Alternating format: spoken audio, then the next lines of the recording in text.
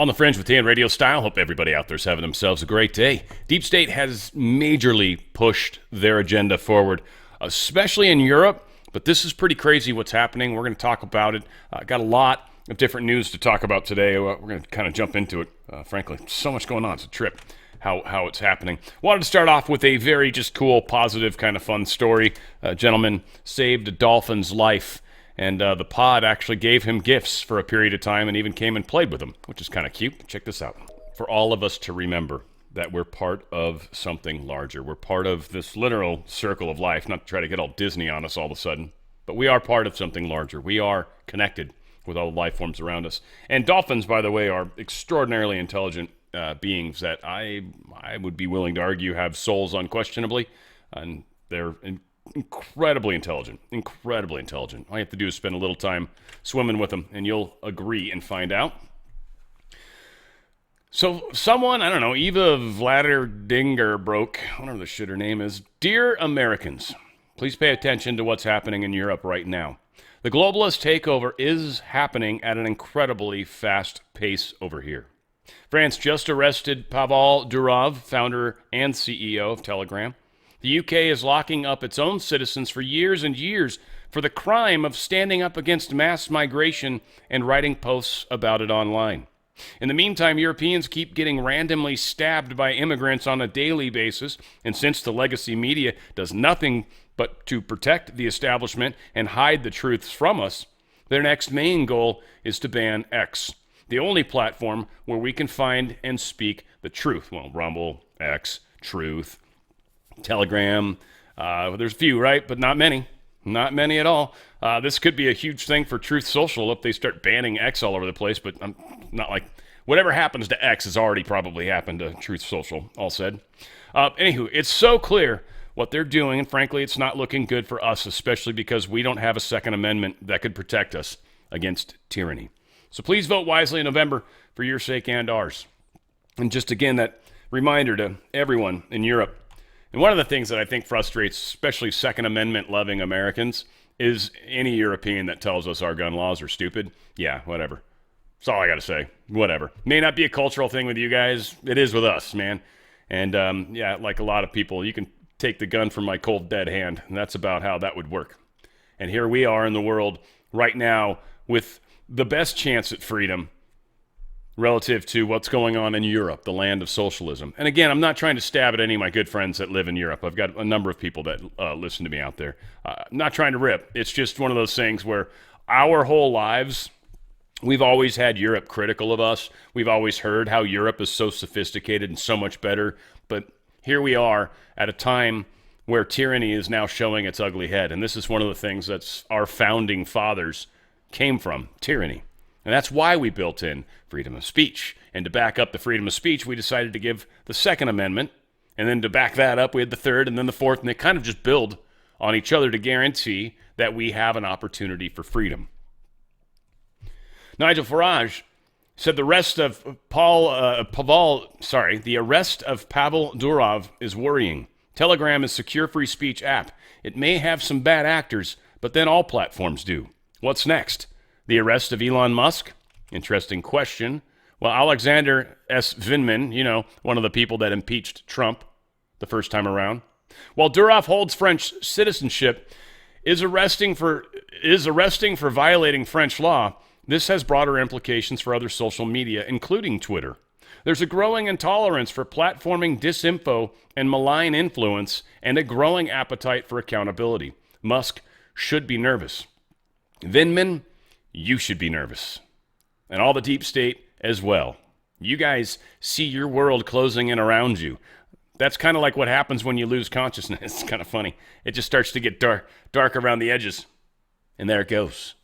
So yeah, that's probably the experience Vindman is having currently as his entire world of freedom that he thought he had, this two-tiered system, is being destroyed, eroded.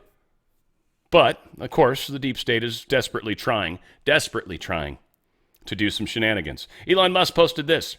Because he had already caved into censorship pressure, Instagram has a massive child exploitation problem, but no arrest for Zuck, as he censors free speech and gives governments backdoor access to user data.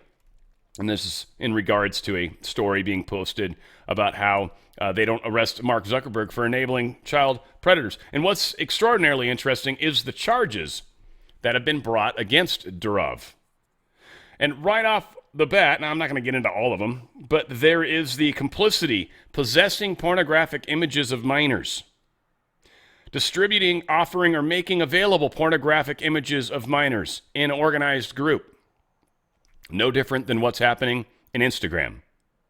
No different. In fact, it used to be heavily on X, too.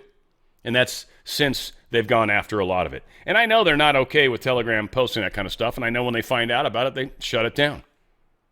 They just do. They have to. That's kind of how the game plays. You can't do illegal stuff on the platform. They don't like to they don't like to just give a backdoor access to all the bad guys. And we've talked about how they've been trying to get access to this for a long time. That's likely what a lot of this is intending to do, is force access into the platform or force him into court where he has to reveal some of the open source stuff that's being used, and maybe even try to force him to use certain open source codes because there are backdoors built in. But Durov's pretty smart, and he knows all that. So we'll see how that continues to play out. And I do have more to talk about on this subject. House Oversight Chair threatens subpoenas if the White House doesn't cough up the Biden-Bucks plan. So literally, Biden-Harris administration appears to be stonewalling a congressional probe of its secretive executive order directing every federal agency to register and mobilize voters. They're like, we want to see all the document paperwork on that. You can't do that. It's against the law. The Biden-Harris administration is not coughing up this information. Powerful House Oversight Committee is threatening to force the White House to comply if it doesn't quickly turn over the documents and information the committee requested during the controversial directive, according to a letter someone obtained, right? So apparently this is in the works. They're thinking about being more compulsory with the information. Again, the question I'm sure many of you are asking, like I do, is like, why don't they just start there? But apparently it's the games we play, right? So the games we play, this is where we're getting, how we're getting there, all that good stuff. So we'll continue to try to figure it out as we go. New Twitter files, which we did raise or read the other day, they're raising questions of how independent pre-Musk company was from the Biden administration. The latest batch of Twitter files, just to kind of keep this on the front burner a little bit, they reported by former Senate Finance Committee investigator Paul Thacker from records turned over by Elon Musk-owned company now called X, shows a curious timeline in the first couple of months of Democratic President Joe Biden's term.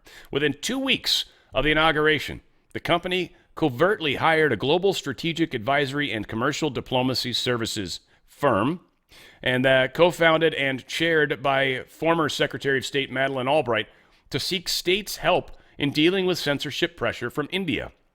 So they immediately went to the state with a specific new team to work with the state directly on an issue they were having with India, but immediately they began working with the State Department to deal with censorship. Immediately. And then, of course, it spilled into other things, which is how it always does. It always starts as one thing. Oh, we're not coming at like New York, right? Hochul saying they're never going to go after any other business owner. Please, if you're a business owner in New York, I got a bridge to sell you, because you obviously don't understand. They're going to come after anybody that doesn't toe the line. And I think a lot of us don't want to. We're growing from it. We're growing weary from it. Elon Musk posted this. That's why they have become, or this is what they have become. And it's regarding Rothmus posted, Democrats are not liberal. They're leftist authoritarians. And of course, it shows a picture of RFK Jr., Trump, and Musk. It'd be fun almost to see Joe Rogan on there, but I don't think he's totally left the Democrat Party yet. Not totally. He definitely doesn't want to promote Trump. I think, one, because it'll piss off some of his audience, and two, I think there's a lot of people that don't want to have to actually promote Trump. They just don't want to have to. They may go vote for him, but they may not publicly want to come out and admit it for any number of reasons. Bad for business. They don't want to get beat up on. They don't want to be hated. They don't want to be shamed. They don't want to be called names. I'm not going to be critical of people. I'm more worried about their actions than I am when it comes to the vote especially. But I'm more worried about those kinds of actions rather than whether or not they feel that they have the courage to stand up in front of others. I will say that takes courage. And that's not something everybody has. So I'm not going to I'm not going to necessarily crap on someone just because they don't have an abnormal amount of courage. That's pretty common, in fact. I'd love to see more people with it. Try really hard to teach it, but easier said than done, always. Elon Musk posted this. It's too funny not to share. Picture of a dude. It's like a typewriter that's got axes, or at least one axe. Yeah, it's got a bunch of axe blades in it. And someone just shoving their boot down on top of the keys, right? Just smack someone right in the face. Censorship is the child of fear, the father of ignorance, and the weapon of tyrants. We are going into kind of the final part of this war. They're going to try to shut down all this information going into the election. It's not going to work, just to give a little bit of proselytizing, if you will. They're going to try to shut it all down. They might even go so far as to have Telegram removed by Apple. Apple might remove it from iPhones. There's a rumor going around right now that they're doing that or threatening to do that right now. That's actually from 2018. So I'm not referring to anything that's concrete at this moment. But that's only one of the last directions they really have to go. I don't think they're going to be able to shut down Telegram the way they want to. I don't think the United States is going to support it. In fact, I'm hoping a lot of us start to kind of step away from even this TikTok ban idea. Again, I have been publicly against TikTok. I do have an account. I put up my shorts. That's sort of a newer thing, but whatever. But I'm not about like shutting it down. I don't think it's a good idea to have the app on your phone. I do not have the app on my phone, but I also don't have most apps on my phone. I don't have a Truth Social app on my phone. I don't have a YouTube app on my phone. I don't have a Rumble app on my phone. I don't have a Twitter app on my phone. I don't have any of those apps on my phone because I'm overly paranoid. So that's where I really think the problem is when you put it on the device that the deep state uses to follow you, track you, spy on you. Yeah, when you put it on that, when you put spy software on your spy device, then I've got qualms. That's where I get a little miffed. And especially, I don't want to be in your contact list. Like, I don't want to be in your phone. I don't want to be a friend of yours. I don't want that to happen because, yeah, then TikTok now knows my information because of you. I don't like that. Don't like that at all. Again, our information's all we got. That's all you got, man. And once they got that, well, you don't have anything.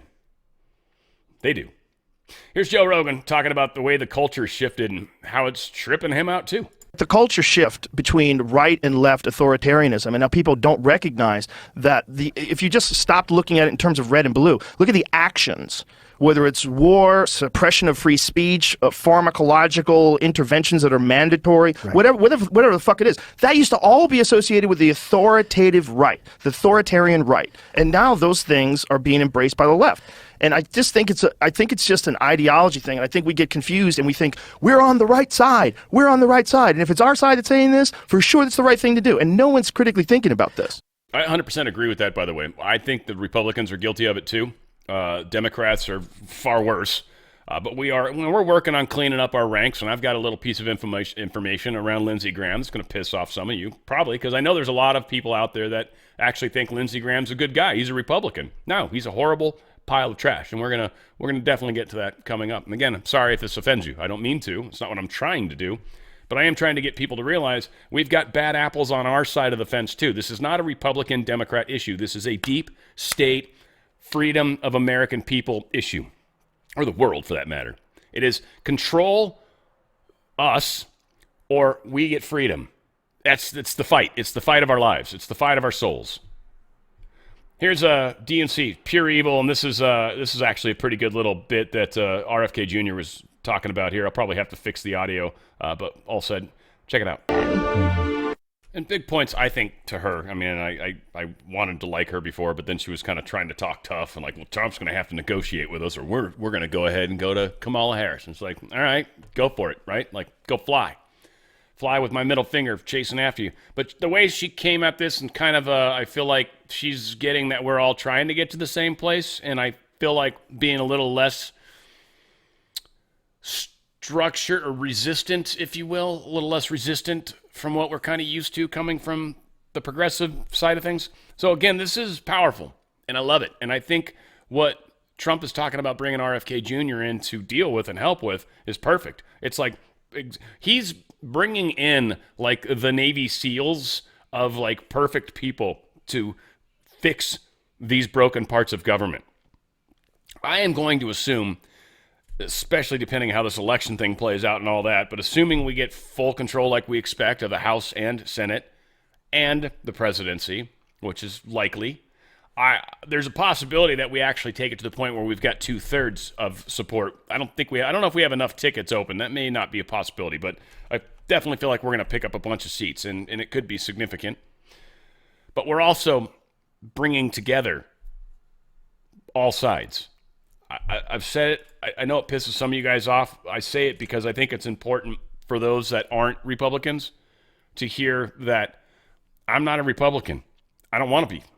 I don't want to be a Democrat, never have been. I've never been either. I've always been independent. I like being independent. It makes me happy. I know I don't get to vote in the primaries, so for those of you that think I'm cheating the party somehow, I'm sorry, but I'm not in the party. I don't want to be. I support you guys wholeheartedly, but I support people that aren't in the party also. I want to see everybody come and be together like it used to be. We didn't necessarily agree on everything, but we certainly agreed on way more than we didn't, and we had fun. We had neighborhood barbecues. We had steaks. We had baked potatoes, right? We had fireworks. I miss fireworks. Now we got to worry about burning down the states. So things are changing, and they're changing a lot.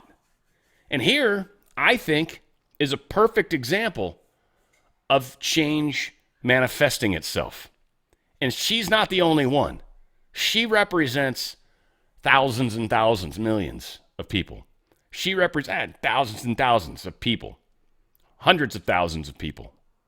This is significant. And for every person that kind of wakes up and sees what's up, we undersell their power. People don't realize when you're awake and you're conscious of what you're doing, you are like 100 sleeping people, 1,000 sleeping people, in just your abilities, your power, how you affect others around you. You are literally that level of way more significant. And it's not because people aren't significant, it's because they're not conscious. So they're not offering anything, they're receiving only. They're antennas. They're not broadcasting, to kind of use an analogy. So this, to me, is extraordinary. This, to me, is powerful. This, to me, is what I've been waiting for. It's the younger generation to realize they're lying to us. And the younger generation is realizing that. Okay, I'm gonna get real in this, and it's probably gonna piss some people off, but I'm okay with that, because if I'm not being honest, then what else am I doing? I just got back from the DNC where I signed up to volunteer, and when I initially had signed up to volunteer, Joe Biden was still the nominee. It wasn't yet Kamala Harris. I've worked in progressive politics for a long time. I have worked for many different Democratic candidates, Senate candidates, House candidates, even some Democratic organizations. And as the years have gone by, I found myself getting more and more disillusioned with the Democratic Party, although until now, I've never said that out loud or anywhere public. And I just want to say that by saying this, I'm not necessarily saying that the other party is better. I'm just giving you my experience with working with the Democrats. Throughout my career, I've mostly done campaign fundraising, so I've seen it the way that it works behind the scenes, and I know that candidates spend 8, 9, 10 hours a day just calling donors and begging rich people for money. It's pretty much the only people that they talk to. I mean, of course, sometimes they have to talk to voters, but the majority of their time is just spent calling and begging rich people to give them money for their campaigns. And what this inevitably means is that we don't actually live in a democracy. It's just rich people calling the shots and having the access to talk to the politicians. They're the ones that basically get their ear all day. They're the ones that can help shape and prioritize what the politician actually focuses on. Even the politicians that detest this, that want to get big money out of politics, still have to play this game. They still have to make these calls. They still do the same amount of just calling rich people and begging them for money. And what unfortunately happens once they get into office, if they get into office, is that they soon realize that the money machine is so great and the seduction of power is so immense that they no longer adhere to these values. When I first got into politics, I thought that Democrats were the party of the people. And at the DNC this week, I felt like I was in a building with the most elite and out-of-touch people in the entire world. It very much felt like, let's just have a huge party and forget all of our problems because the vibes are brat. When I was there, I didn't feel any connection to real America or the place that I come from, which is the Midwest, Kansas City, Kansas, and Missouri. I didn't feel any connection to the people that I know right now who are struggling to buy their groceries or to pay their rent. The people who want to know what both candidates are going to do to materially affect change in their lives.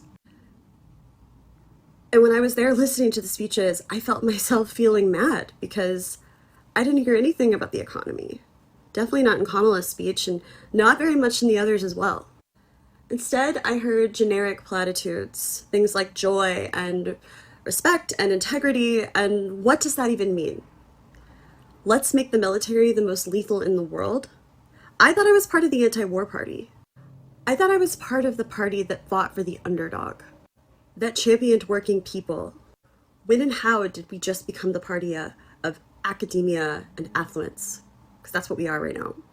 How can we ever say that we're going to fight corporate power or give a voice back to those communities that have been left behind when above the delegates on the floor in levels and levels and rings of suites with donors and corporations that we're literally looking down on the people below from above? That's what Chris Cuomo said, and he's absolutely right. You know, I went to the DNC this year hoping that I would feel reconnected to the Democratic Party, that I would have more of a sense of understanding of Kamala and her candidacy and what she stood for. But instead, I ended up leaving and feeling the opposite, more disconnected and alone than ever. And I don't think I can support Kamala Harris for president. I don't even know if I can call myself a Democrat anymore. I don't know who I'm going to be supporting, but I know it's not her. And for once, I'm not afraid to say it. And just the favor I ask to all of you, at least the ones that are still here, is not everybody.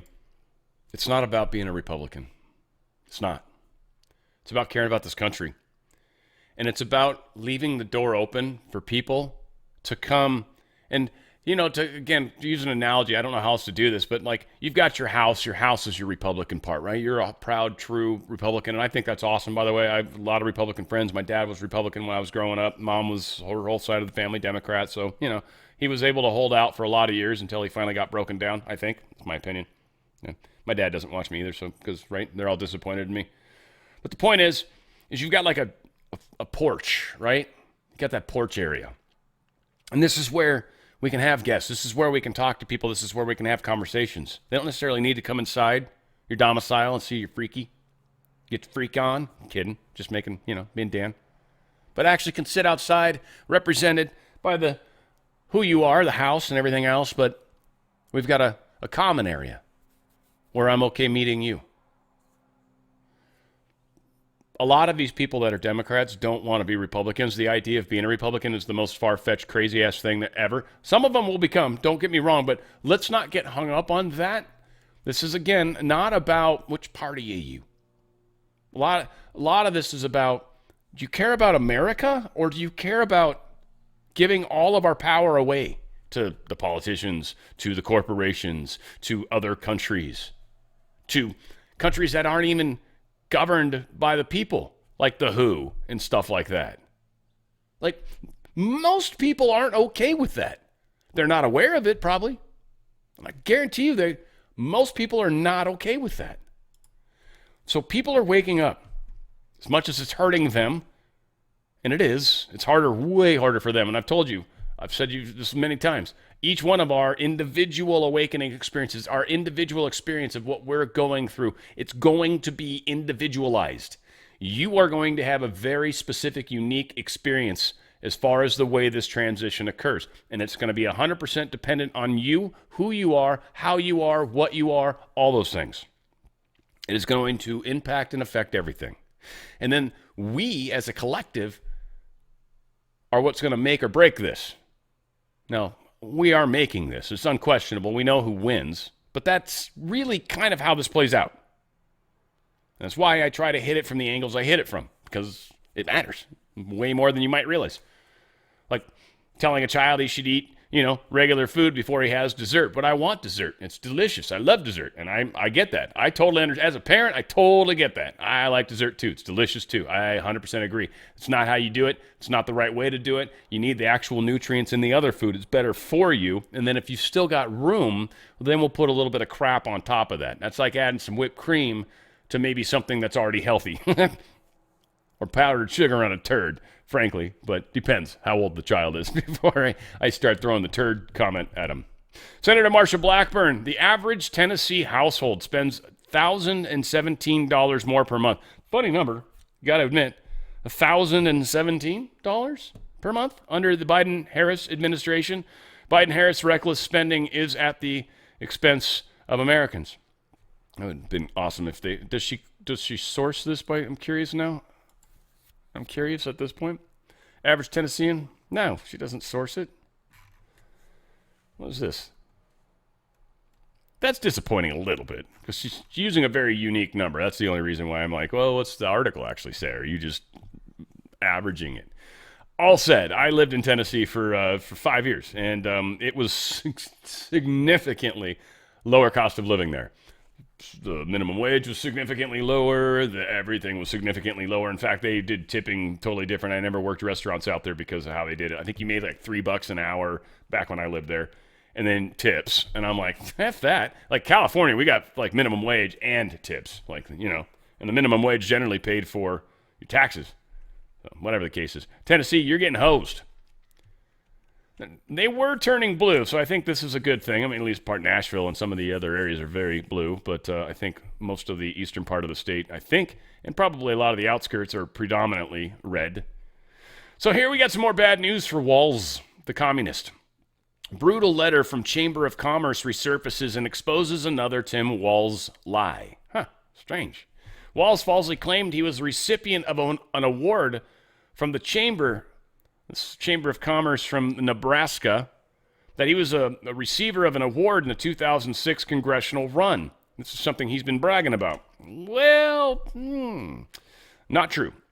The actual Chamber of Commerce has come forward and said, hey, look, this is current Nebraska Chamber of Commerce Chris Sloan, confirmed to the Daily Wire that the letter was sent by the Chamber of Commerce back in 2006. So back in 2006, this is what they said to Walz when he was lying then.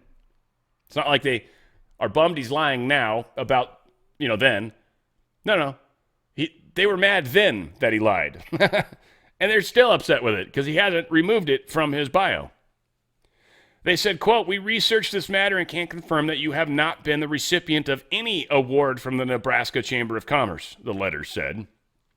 Kennedy asked Walz to remove the language about the award from his campaign website and noted that the chamber had actually endorsed Walz's opponent. Said, quote, I am not going to draw conclusions about your intentions by including this line in your biography, Kennedy wrote. However, we respectfully request that you remove any reference to our organization as it could be considered an endorsement of your candidacy. It should be pointed out, however, that the U.S. Chamber of Commerce has endorsed your opponent, Congressman Gil Gutknecht.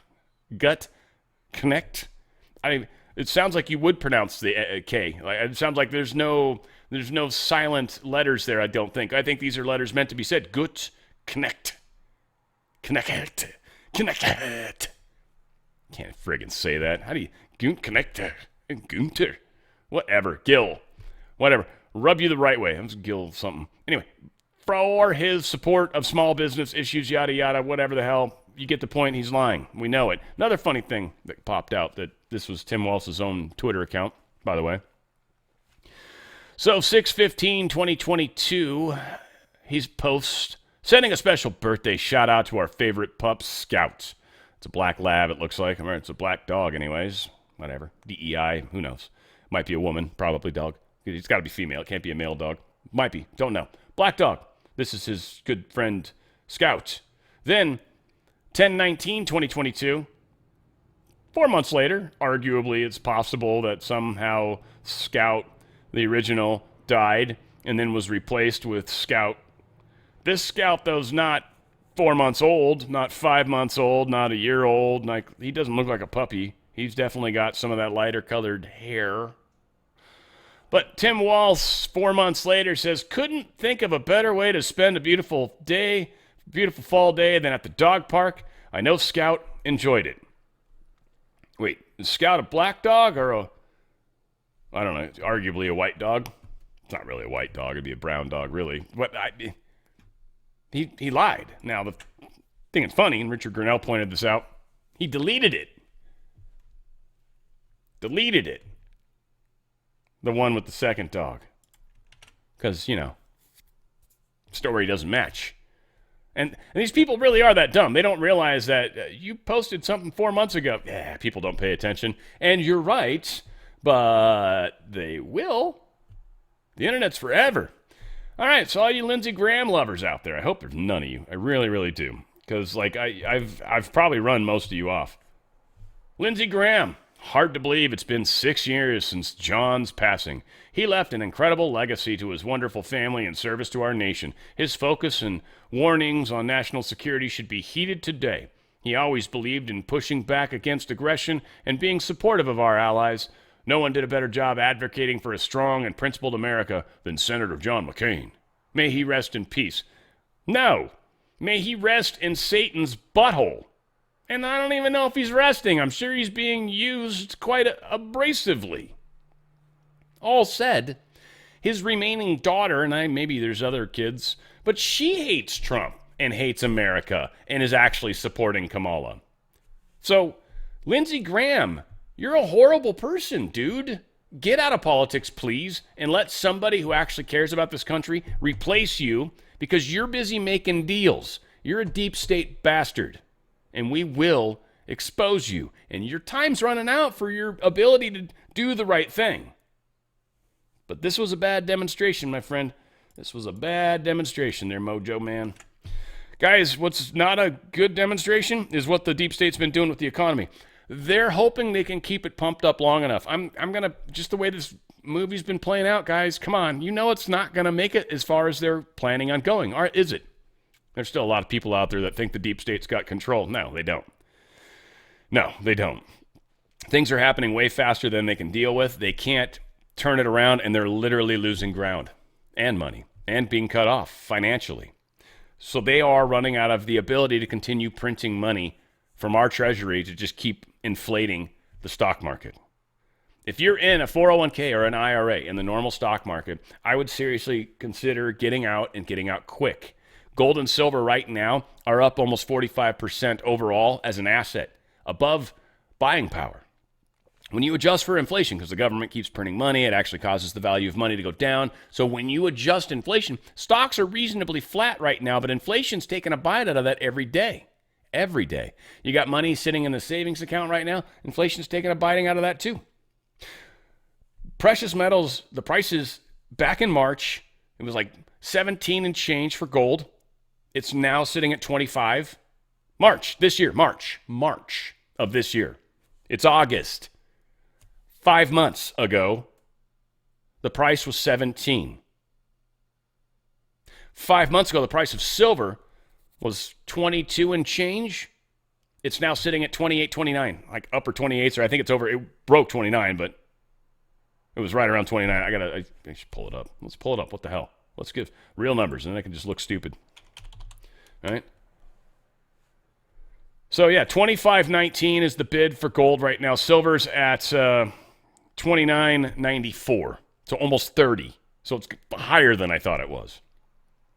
It was at like 23. In fact, I think there's a way to show these graphs. These graphs are fun. Gold and silver graph actually look the same. So what we're going to see if we can do is if we can go back. Where's the one that does? Here it is. 6 month, I think it is. Yeah. There you go. There you go. Here's the year-to-date graph right here. Year-to-date graph. Okay? Right in March. Boom. Down here. Actually, the lowest was really February. Right here. February 14th was the lowest it was. I don't know what the number is. I don't think I've got it marked properly, but that's gone up that much since then. Powerful numbers. Huge numbers. It's actually up big time. Get out of their system, folks. I don't want to waste a lot more time already, but get out of their system. drslikesgold.com. drslikesgold.com. Use this form, by the way, because if you've actually got a 401k or an IRA that qualifies, you're going to get a free half-ounce silver coin that's collectible. It's 0.9999% pure, and it's got Ronald Reagan on it, which is pretty cool. All that said, it's a half-ounce silver coin worth about $15. Think about that. $15 coin they're going to send you that's really cool looking. DRSlikesgold.com, DRSlikesgold.com. Just get the kit. Look at the kit. Look at how it can help you. And you just saw the way prices have gone since February. It's not done. This whole process isn't done. And the price of gold and silver, as this inflation gets worse and worse, is going to skyrocket. The more money they print, the more it's going to go up in value. It actually holds, it's like a bobber in the inflationary ocean. And they can pump in more water if they want, but the bobber's just going to float up higher. It'll stay at the top. That's what it does. It's how it operates. And they're inflating so fast that it's actually outperforming inflation. DRSlikesgold.com, DRSlikesgold.com. People that got out a bit ago are stoked right now with all the chaos that's going on. It's not too late. It's not too late, and you definitely don't want to leave your money in their system. They're going to invest it where they want to invest it and the crazy things they want to invest it in. You can actually invest it in something that's a physical asset. It's put in a trust. You actually own physical gold or silver or both, and it's yours. And you will make it. You can still add to it. You can do all those things. It's a very powerful way. You just step sideways, tax-free, penalty-free. Get out of their system. DRSlikesgold.com, DRSlikesgold.com. If you want to part with some of your cash and buy some precious metals, by the way, Goldco is also an awesome company for that. And you could qualify for some free silver, up to $8,000, depending on what kind of, precious metals you're thinking of buying. So also, DRSlikesgold.com, DRSlikesgold.com. Democratic National Convention surprise guest. Turns out to be a COVID-19 as multiple attendees test positive. So again, just remember this, by the way. This is important. We're going to talk about all this stuff, and so we're going to call it COVID, just like they are.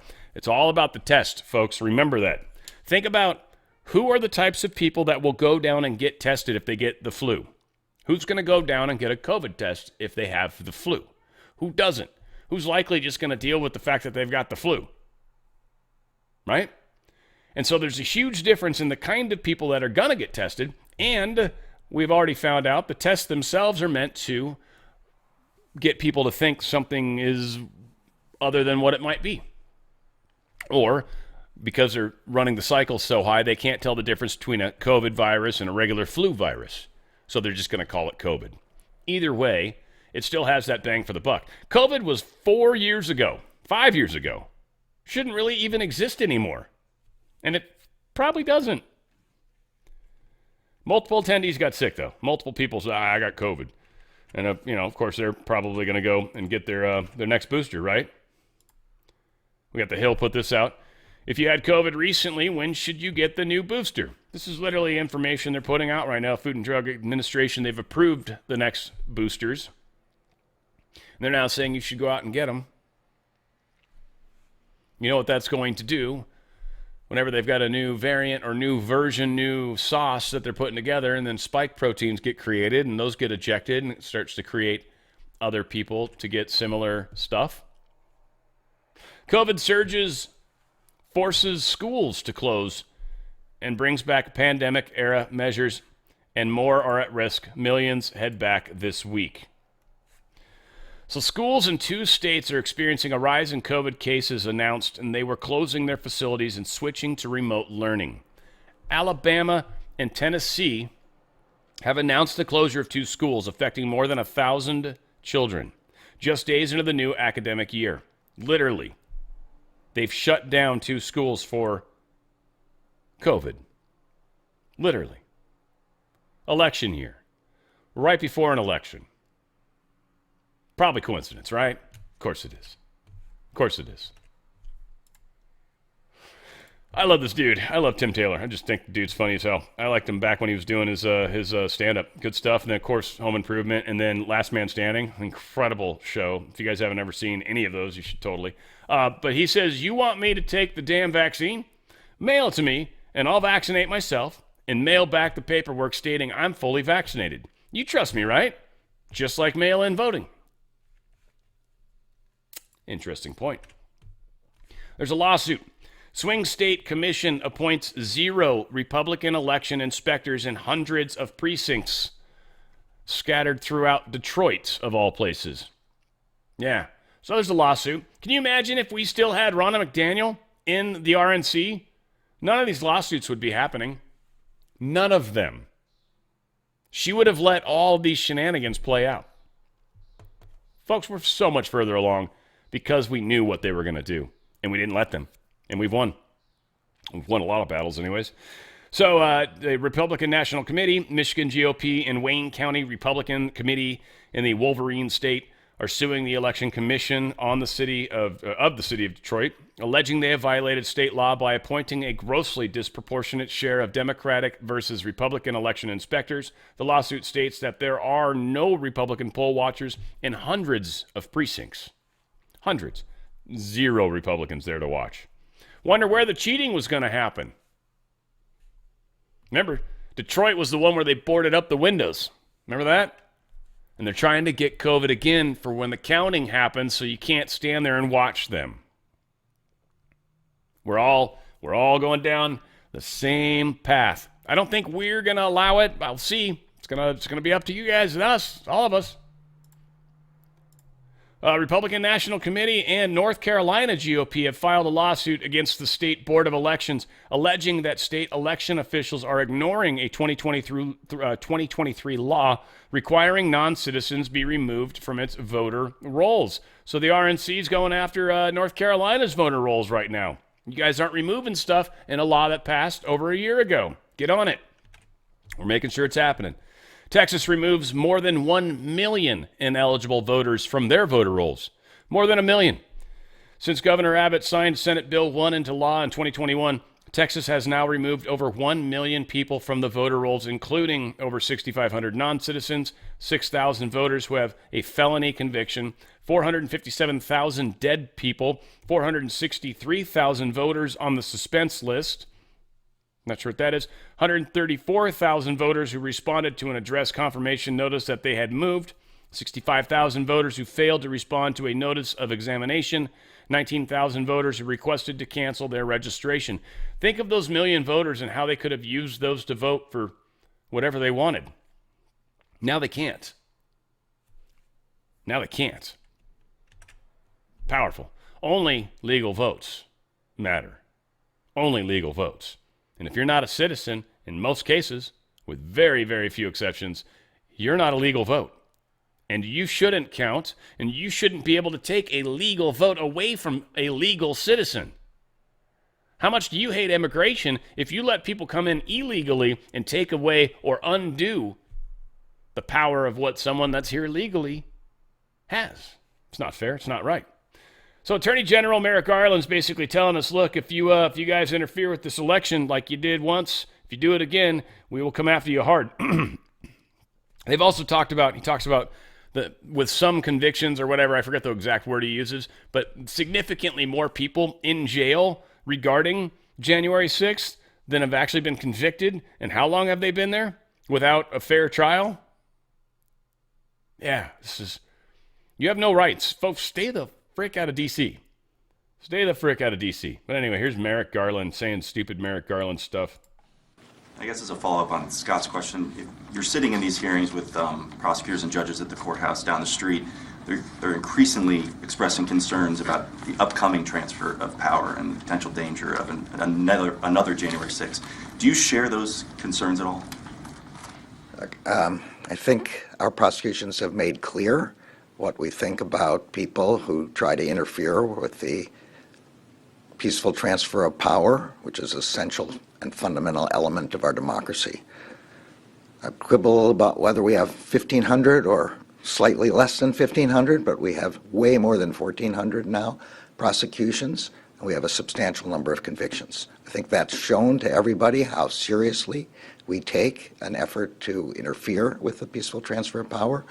The last January 6th, the coming January 6th, and every January 6th after that. I want to make clear to anybody who is thinking about interfering with that, they can see what we've done with respect to the January 6th prosecutions, and the Justice Department will continue to protect our democracy.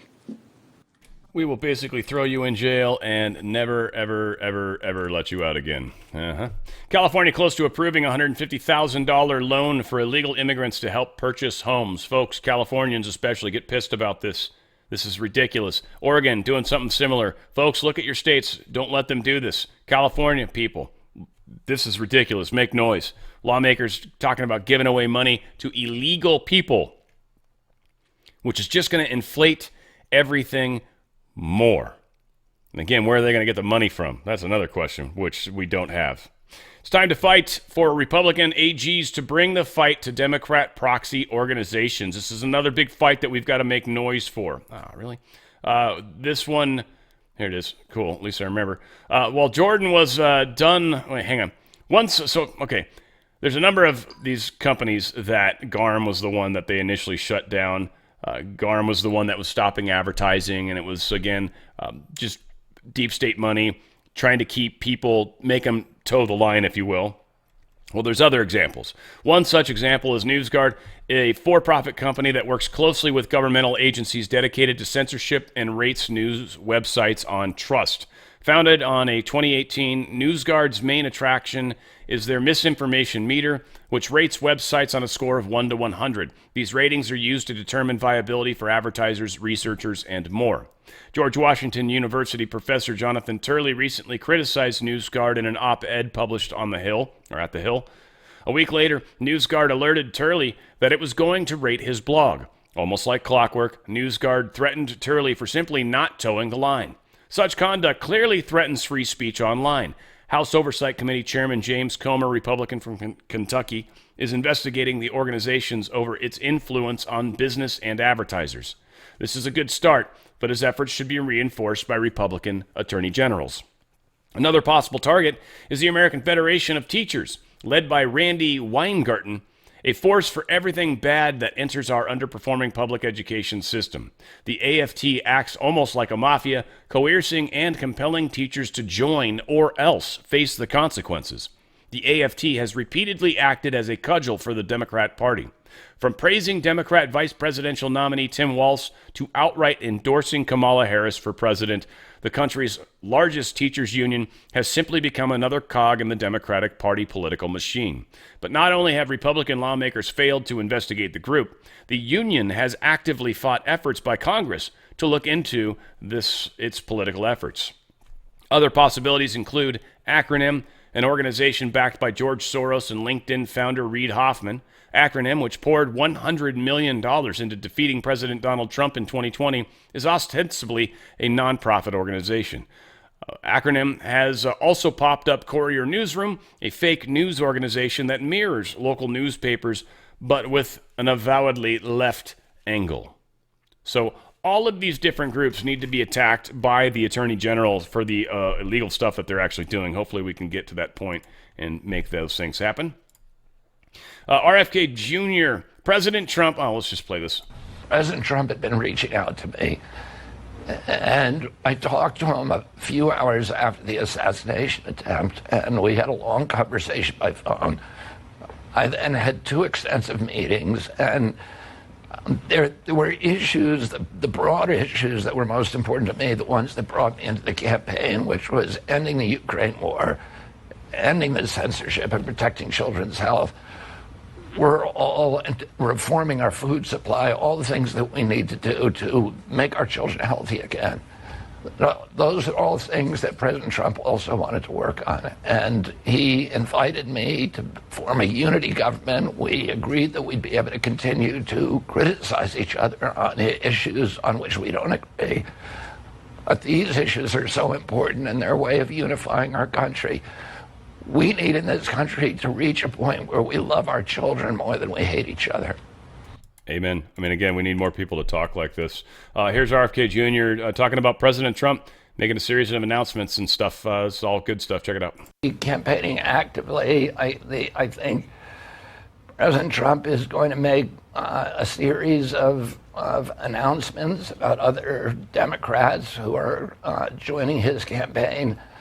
And I want to make America healthy again, and so does President Trump. So those are objectives. The Wall Street Journal may be worried about shareholder value for pharmaceutical companies, and I think I talk specifically to President Trump about that issue, and he said that he wanted to leave as his legacy healthy children, and that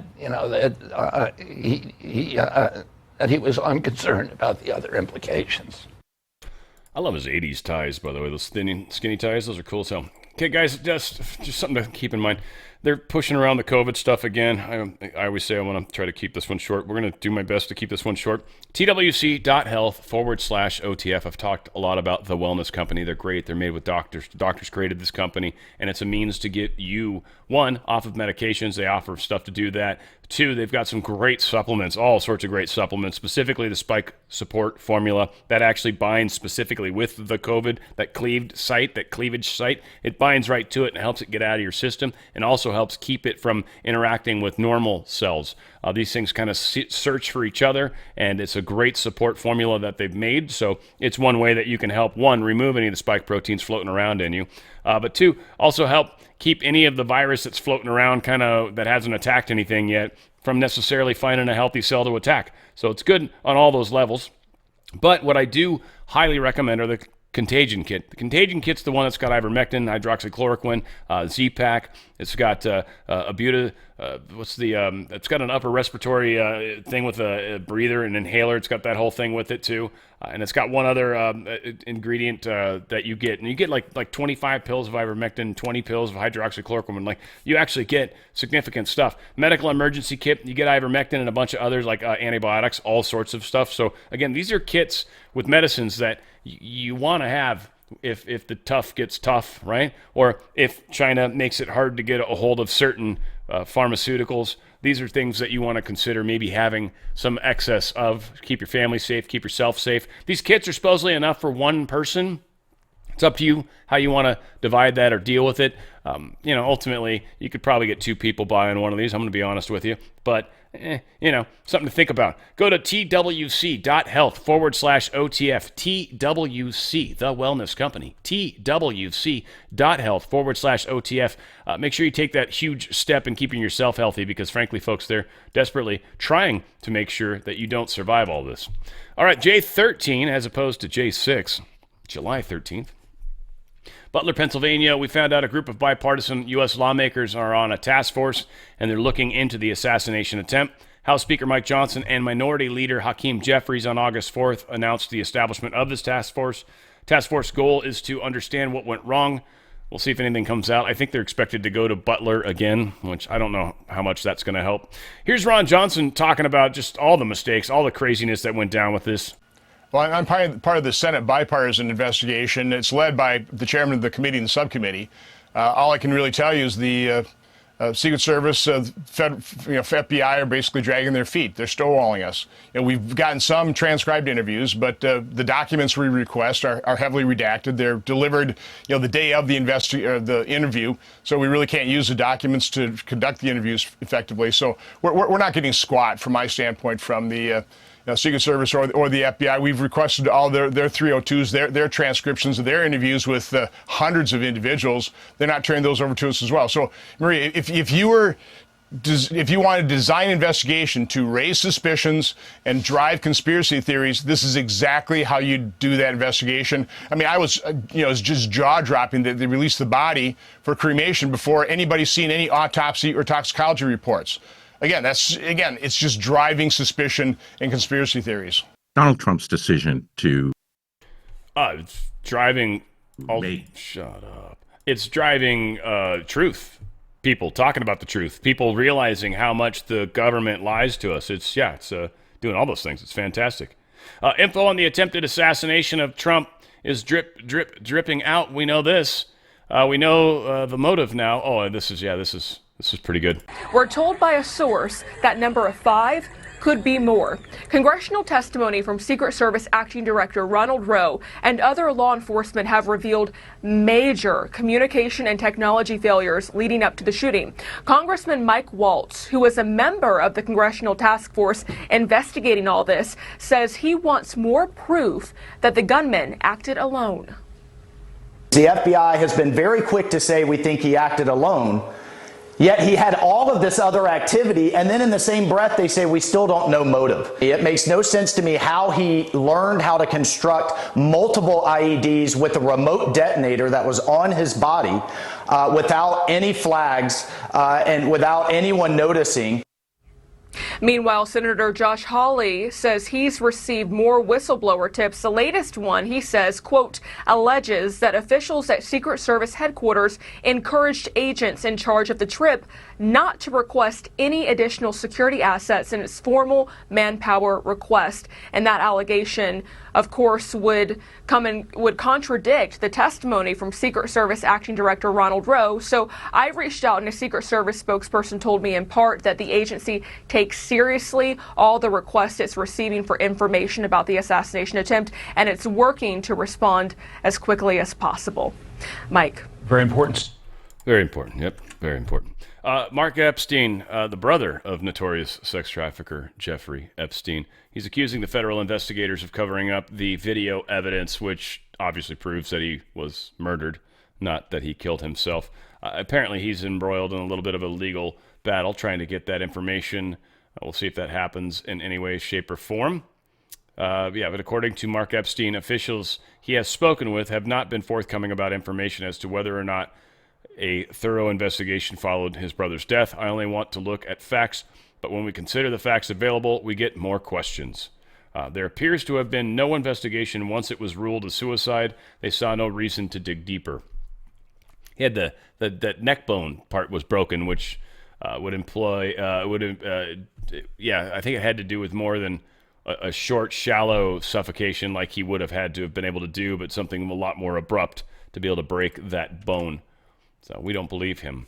Also interesting that's coming out. Father of Trump shooter Thomas Matthew Crooks hires powerhouse criminal lawyer as FBI intensifies investigation into his role into his son's assassination attempt.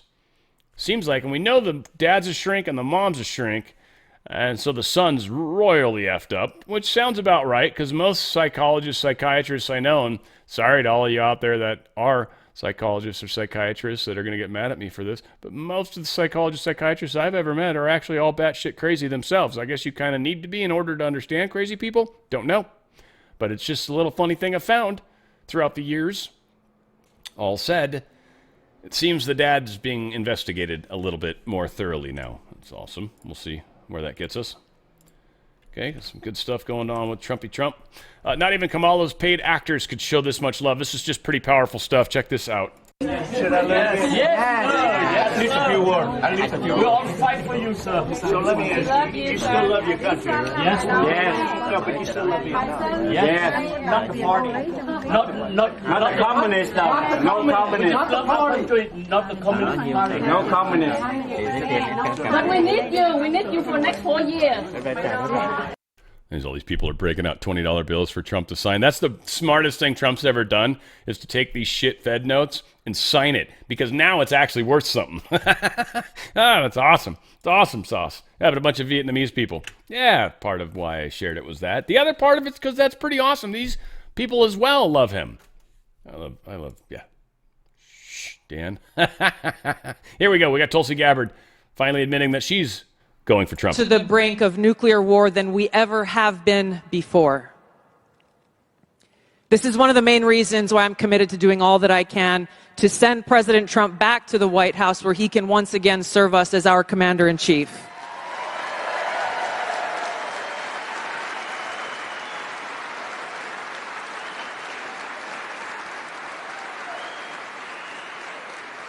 Because I am confident that his first task will be to do the work to walk us back from the brink of war.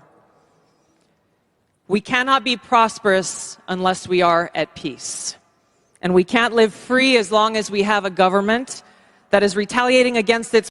Amen. Yeah, that was kind of a weird chop, but needless to say, still covered the points. Got them covered pretty good. Here's some more good Trump stuff that reminds us. Now, this is the point they make on this video, and I think it's good to call out in advance. At the 30-second mark, it's like a minute long, I think, where the narrator says, kept the Middle East at peace. Do you recognize the clip? It's the one from the infamous meeting 2 days after the sword dance when Trump disrespected Bibi. I think Bibi wanted to shake hands and Trump didn't shake his hand, which was an interesting thing. Maybe Bibi's playing a different tune now. Before thousands were brutally killed, including Americans. Before Iran helped Hamas plan the attack, killing Americans. Before Biden gave billions of taxpayers' money. I'm Donald J. Trump, and I approve this message. For once, I have hope for us. Man, it's taken, well, a lot of years. Over 40. Just saying. Some of you longer, huh? I know. I'm not the only one. I'm not the only one that's been awake a long time. There's a lot of my brothers and sisters are here, and they've been here longer than me. Dude, y'all are got to be yawning away at this point. Just bored out of your minds. Comrade Kamala is going to obliterate Social Security and Medicare by giving it away to millions of illegal immigrants who are infiltrating our country. And then he posted to Saul Trump, there will be no future under Comrade Kamala Harris because she will take us into nuclear war 3. She will never be respected by the tyrants of the world. And another post. Kamala and her handlers are trying to make it sound like I am the incumbent president so that they can blame me for the failure of the past 4 years. No, it was their failure. It is one of the worst presidencies in history, and she is definitely the worst vice president. Ouch. So yeah, people are complaining that the mean tweets are back. Awesome. Love it. Some more Kamala crap. Here's Trump talking about her. The truth is they're trying to get out of it because she doesn't want to debate. She's not a good debater. She's not a smart person. She doesn't want to debate. But when I looked at the hostility during the weekend, you watch it this week with George Slopadopoulous, and the Vietnamese didn't get that one. You got it. Yes, sir. If you didn't get it, I couldn't push it. But no, we want to have fairness. We have to bring fairness back to the country. And we have to have a president. We are the closest to World War III, I believe, that we've ever been right now, right this second. And we have a man that just took a vacation in California. He was on the beach. And he came back today. Where's he going? Delaware. Why? Another vacation. He's going for another week. That's not the Vietnamese. They're hard-working people, aren't they? All right. I just love the fact that he's dropping jokes like that too, because it is like you get outside our culture, man, and people don't get how we abuse our language. Like Slopadopoulous is funny as hell. That's funny as hell. For any primary English speaker person, you get it. He says Stephanopoulos or whatever, and he made up a sounding similar kind of word. That's all he did. He just made up a word. Slopadopoulous. It's friggin' whatever person he's making fun of. There's an Papadopoulos sounding dude, and I can't remember who the hell his real name is because Slopadopoulous is so good. I don't remember his real name. But yeah, the Asian culture is not going to totally get that. Like they get the word very much at what it is. The word, you say it this way, like this, right? And it's again, it's like when I try to pronounce some of the like Chinese words and stuff. Like it's like I'm not worried about the context of it, like the greater part of the language. I'm literally just trying to see if I can say the word right. That's harder than hell. So this is funny how it is learning other languages and Trump basically kind of using a really good joke in an inappropriate audience. It's awesome. All right, the whole ABC thing is interesting. Okay, first off, they're the only ones right now that Kamala's agreed to have a debate on. So right off the bat, that should be like all sorts of red flags should be going off. So Donald Trump's truthing this, and I've got some more stuff to kind of run with this. I watched ABC Fake News this morning. Both lightweight reporter Jonathan Karls, didn't know if he spelled it right. I don't know if that's supposed to look that up. Q post, I'm sure people will run with it. But his ridiculous and biased interview of Tom Cotton, who was fantastic, and their so-called panel of Trump haters. And I ask, why would I do the debate against Kamala Harris on that network? Will panelist Donna Brazile give the questions to the Marxist candidate like she did for crooked Hillary Clinton? Will Kamala's best friend, who heads up ABC, do likewise? Where is little George Slopadopoulous hanging out now? Will he be involved?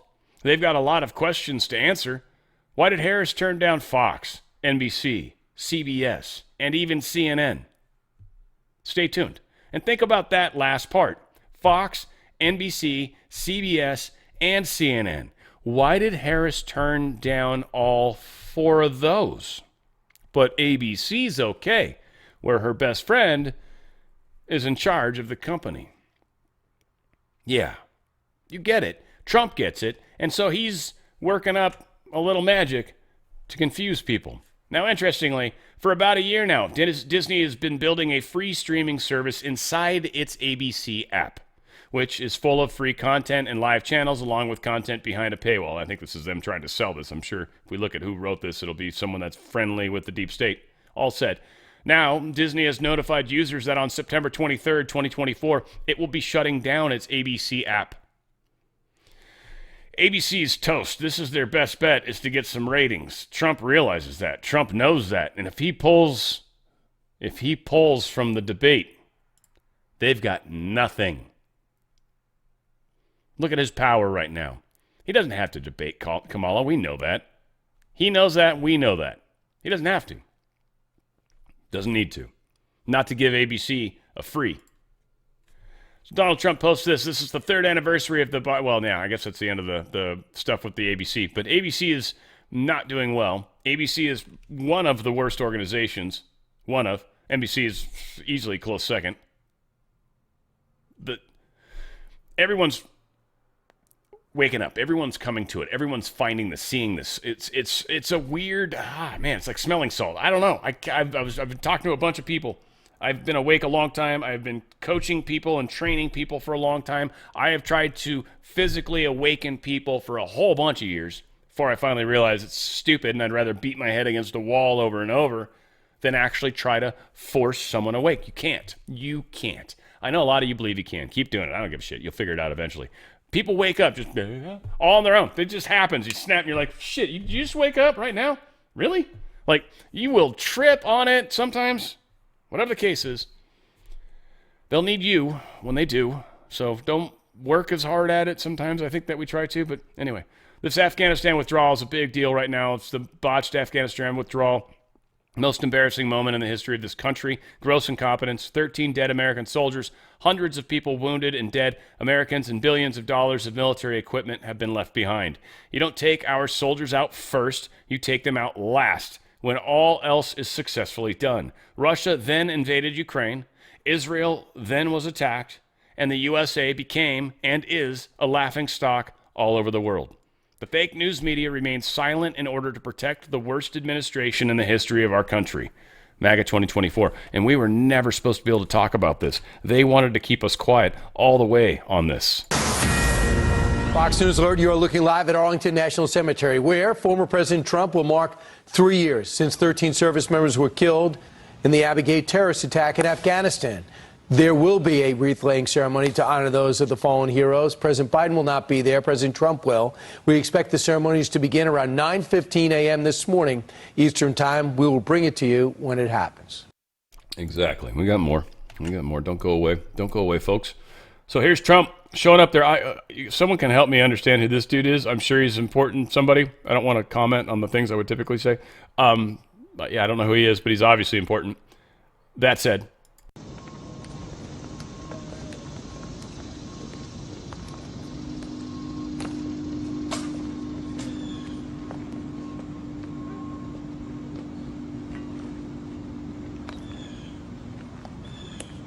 Present! Out!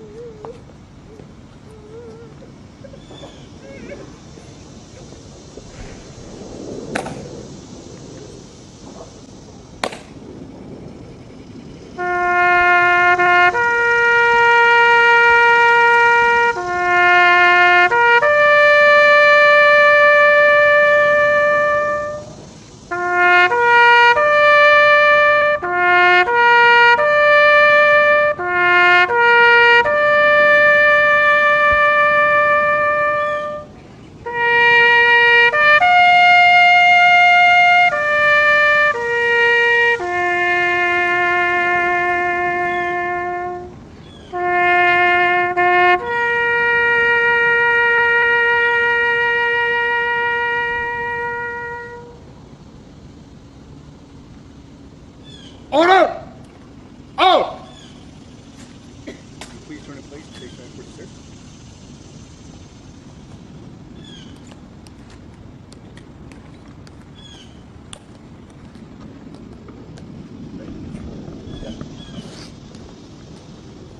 what I love, I think most, I mean, one, it's just a beautiful thing, but two, What I love is that, one, how Trump helped this dude make sure he knew what was up. And I'm assuming is either the parent of one of the people that passed away on that day, and that's horrible. But he was like, all right, let go, we got this. Like, you could see him guiding him and showing him where to walk. And then this gentleman doing a phenomenal job for the group. It's just, there's something beautiful about people that are able to lead multiple people and understand that they're there to lead multiple people. It's a powerful trait. It takes a great level of extra thinking on the part of what you're saying, doing, and showing. It is just neat. It's like being a parent, right? You represent a larger number of people. When you're doing something wrong and your kids call you out on it and you're telling them not to do it and they're like, but mommy, you do it too. Do as I say, not as I do, right? Like that's such the weakest argument ever. So it's just beautiful. That part, incredible. That's total aside. Here is Trump there as well. Oh, cool. Just a good picture with obviously a lady in a wheelchair. Let's just be honest. That is a little coincidental, but she could have been injured. I don't know the story. We instantly all assume all sorts of things about why this is happening, but we should focus on who she is and why she's in a wheelchair, because that's really the story. And then Trump is actually showing respect to her and the wreath as well. So powerful times. I don't know if that was in the past or not. Whatever the case is, Charlie Kirk shared that. It's kind of cool. Here's Trump delivering flowers with I think the family of one of the sites here, Sergeant Nassa's family, and he lays flowers at his grave. It's just, this is who he is.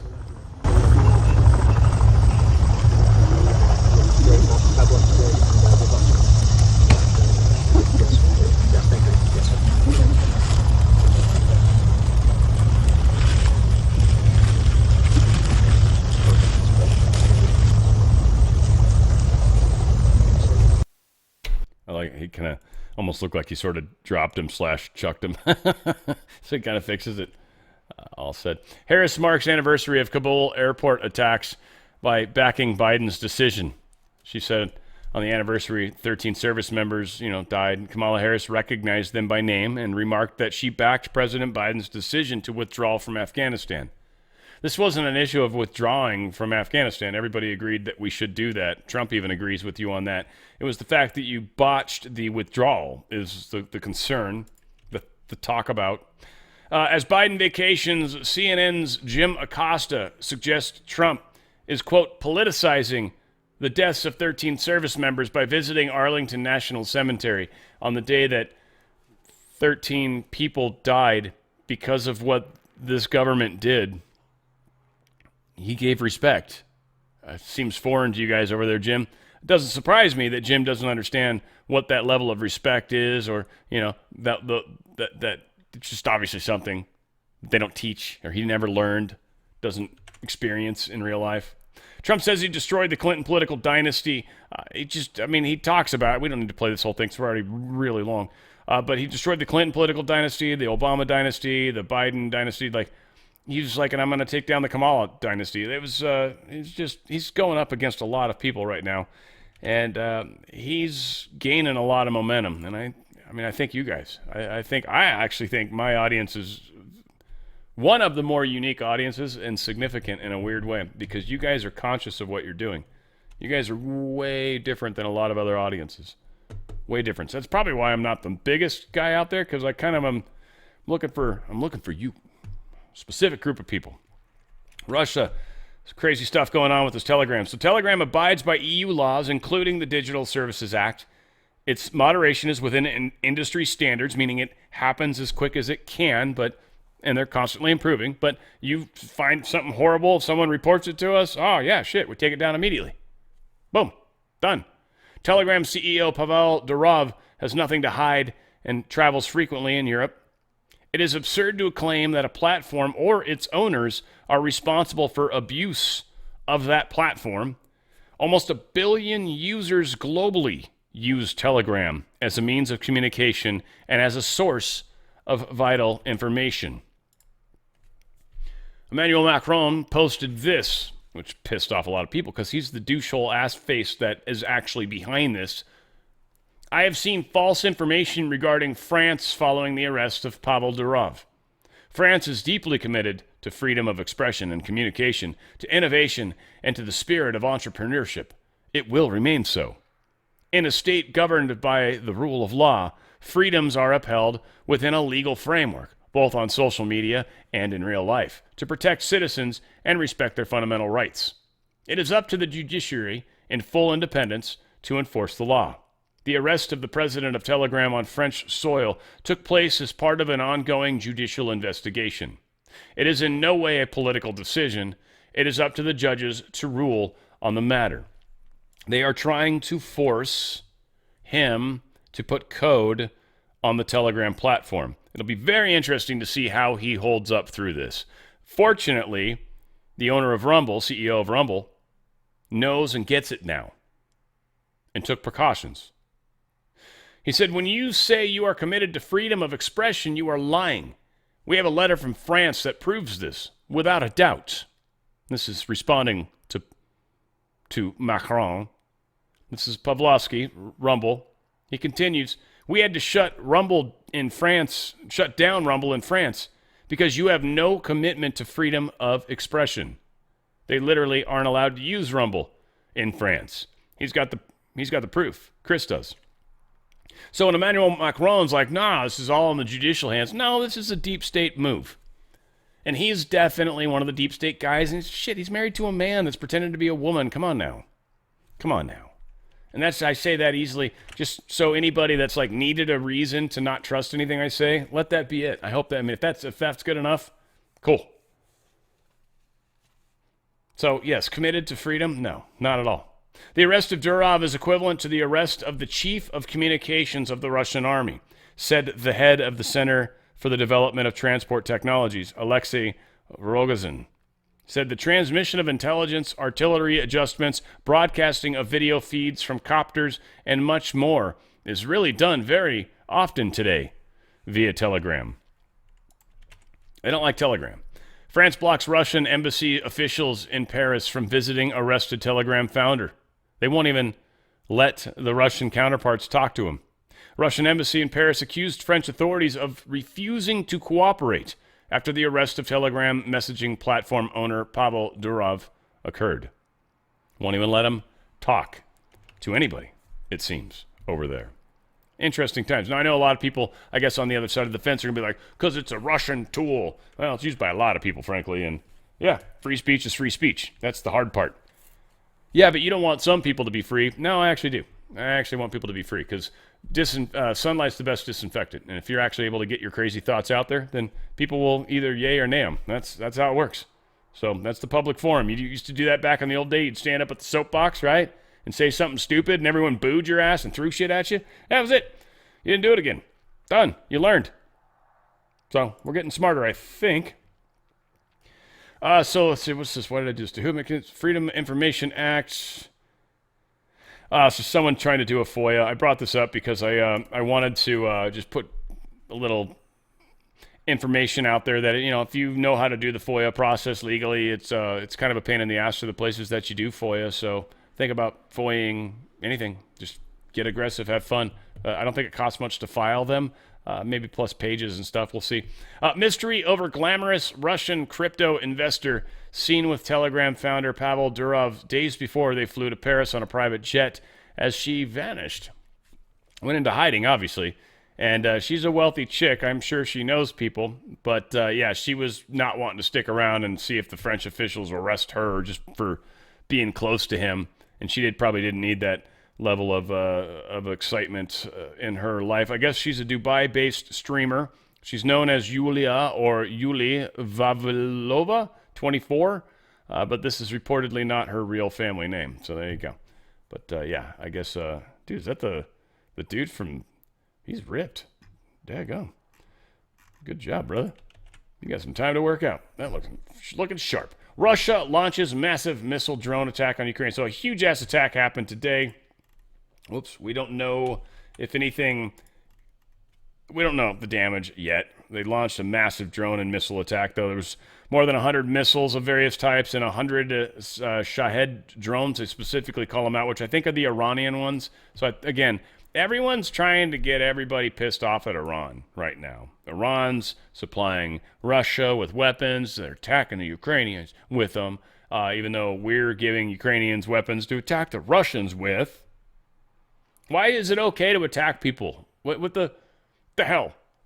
Seriously. And then when we go back historically over the problem that exists in Ukraine and how this has played out, well, the West and the NATO have been completely at fault. Trump was the only president that didn't actually break the treaty they signed back in George Bush Jr. days. So, again, the argument's stupid. It is. It's a stupid argument. We shouldn't be mad at any country. There's no country that we should go to war against. There is a deep state that we are surgically removing from everywhere. It is all over the damn place, and we are doing our best to bust their buttholes. Japan scrambled fighter jets to warn off Chinese military aircraft that briefly entered their airspace. I think it's the first time this has happened. For like 2 minutes, they were in their airspace. They were like, hell no, snap. And then they took off. Looks like some F-16s, assuming this picture is actually correct. And yeah, that was kind of how that played out. Apparently, Israel, this massive response they did. And I sort of talked about this yesterday, but we didn't have any like solid facts. Apparently, Israel hit thousands of sites. Every site that had any level of rockets that were set up and ready to attack. And Israel saw all of this happening. Apparently, we've been watching this probably with satellites and watching them literally arm these things and set them up and load them. And they're like, all right, here's where they all are. And Israel's like, all right, we're going to take them out. So they preemptively destroyed all these things that were definitely going to be used as Iran's attack back to Israel. 1,000 sites, thousand plus sites by 100 plus jets that are kind of always flying around. So that was one of the things that was cool is they've always got armed fighters flying around. So nobody ever really knew when they finally just, joink to one side and then boom, done. So they did something pretty gnarly that the deep state wasn't ready for and took out 1,000 plus sites of rockets. This was a significant move that might have set the deep state back, is kind of the point of this article. Might. I don't know. We'll see. But we might have just taken a giant step forward, folks, in peace on this planet by this attack. And I think Trump, and it made me think, because Trump didn't shake his Bibi's hand, but recently Bibi came down to Florida. You guys remember that? And Trump did the big thing, and they shook hands and all that nonsense. So now they're on the same page. Before they weren't. Now they are. I'm sure they probably made their amends probably during Trump's presidency, but that one period in time, which was very early on, was not so favorable. So, again, Iran. Blame Iran. Is Iranian spying hurting efforts to protect Trump, Harris, Biden? Want all of America pissed off at Iran right now. Need to be pissed off at Iran because Iran's hacking everybody and everybody, all the stuff, right? Everybody wants us pissed off at Iran. They need Armageddon. Now, unfortunately, there's a lot of people on this planet that believe Armageddon has to happen because of the Bible. I believe there's ways that we can still get Jesus to come back and visit us without blowing up the entire planet. Hopefully, you guys are cool with that, but whatever the case is, I'm going to maybe disagree with that approach of blowing up the whole planet just so we can get Jesus to come here. I think we can get Jesus to come here. Let's get it. Let's see if we can make it happen, right? Let's work on it. Blowing up the planet, not an option. So, yeah, blaming Iran is what they want. They want the Armageddon, Megiddo, the whole fight, the big thing. Horses of strange colors and dumping vials and all that good stuff. A judge in Arizona is going to hear arguments on Monday that could determine whether several of President Trump's allies, if convicted, could face prison sentences for their roles in the conspiracy to overturn the election. Just wanted to remind people that this was happening today. I'm sure we'll have some more information tomorrow. Huge information in the science world. Sodium-ion batteries, new era in energy storage. These are impressively good. They're happening in South Carolina. They're made here in America, and they're significantly better than the lithium-ion batteries. This is the sodium-ion technology, and it's impressive. We're seeing they finally got major discharge cycles at, forget what the 2.24 gigawatt? 50,000 cycles is what they were going for, which is like 50,000 hertz probably. So it was a big step. Needless to say, it's happening. So we're making progress in battery technology that's sodium. It's not as bad. It's not as dirty as lithium. Lithium's pretty hardcore to get out of the soil. Sodium's in the friggin' water. We could desalinate the ocean water and have sodium left over, right? So we could use stuff. Acura is apparently slashing nearly $30,000 out their 2024 ZDX models. That's their electric, because they want to actually pick up some market share, because nobody wants to spend the exorbitant amount of money that they're actually charging. So now I guess it effectively puts it within the realm of Tesla and their pricing. Maybe cheaper, they're saying. We'll see what it does, but Tesla is known. They've been around for a long time. They're not brand new technology, so who knows. John McAfee explains how... so long. I apologize on that. We might as well go 2 more minutes. What the hell at this point? It's an hour 30. Shit, that's insanity. Here's John McAfee, as he calls himself, so whatever. He doesn't know how to pronounce his own name. Doesn't matter. John McAfee explains his encryption and what encryption is and how encryption's bullshit. For all you guys that think encryption works, just a really smart guy telling you it doesn't anymore. That was like 30 plus years ago when encryption worked. Now he's dead. Just keep that in mind. This was a slightly older video. Good morning, John McAfee here. I am dissed constantly for using Gmail as my email system. Let me explain something to you. If you think you have any privacy whatsoever with an encrypted system, whether it's an email system like Proton Mail or an encrypted messaging system like Signal, you have no fucking privacy. Encryption was designed 35 years ago to prevent a man-in-the-middle attack, meaning someone between your transmission and your receipt. There's no man in the middle anymore. We don't need them. Your fucking smartphone is the surveillance device preferred by every government on the fucking planet. Do you know how easy it is to plant malware? Go on Pornhub. If you've been on Pornhub, someone is now listening to you. All you have to do is do a drive-by of a website, and it sets the download unauthorized applications flag. The first click, you now have malware that is doing 2 things: watching your inputs before they're encrypted and transmitting them, and reading the outputs after they are fucking encrypted, people. Encryption is a worthless piece of shit old technology that is being marketed as a safe system. There is no safety anymore. There is no privacy. I use Gmail for one reason. The last company that requires this fucking subpoena from a government in order to give them your information. And their lawyers have 30 fucking days to review the subpoena. 30 days is enough for me. I change my fucking email every 15 days. Wake up, people. You have no more privacy. You are being sold a fucking bill of goods which is worthless with encryption. And thank you for listening. Yeah, so just something to keep in mind. They get your information all sorts of ways, folks. It's yeah, sometimes you almost got to acknowledge it. At the same time, you don't want to make it easy. That's where I've always been with it. Anywho, a lot of stuff going on in the world, and I think sometimes it's good to have some facts that can help you. I think it was Tori says, yeah, put this out. And she's like a super hacker kind of person. She's pretty freaking sharp when it comes to that kind of stuff.